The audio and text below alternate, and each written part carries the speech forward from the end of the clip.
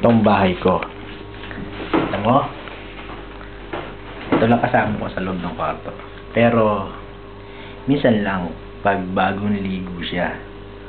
Kasi, dula siya sa labas ng, nasa loob pa ng bahay, pero sa labas lang ng pinto.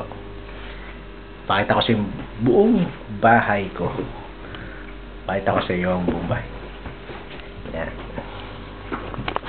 Yan ang bahay. Ganyan lang kalaki. Yan. Kita mo yun. Yan, lamesa ko. May salamin pa ako. Yan yung pinto. Labasan. Ito, sampayan ko.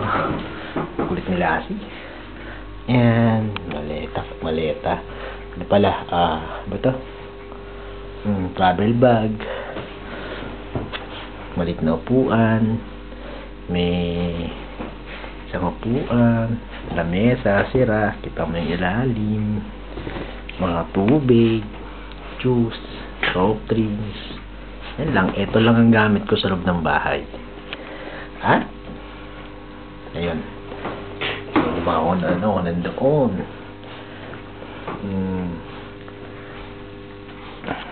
Ito yung aircon ko. Ngayon, may heater yan. Naka-heater yan. Malamig kasi dito. Sinampay. Bahay. At, ang kwarto ko maliit. Ay, ang kwarto ko maliit. Ang kama ko maliit. Yan lang ang kama namin. Kasi ganyan lang talaga. Yan. Kita mo ha. Simulan ko dito. Ayan. Ayan. Ayan. Sa gitna bali ako. Tuwalya. Natanggap ko yan sa Christmas party. Puti naman tuwalya na bigay sa akin. Kasi kailangan ko ng tuwalya. Isa lang tuwalya ko eh. Ayan. Yun yung binili kong sweater. At kami ni Lassie.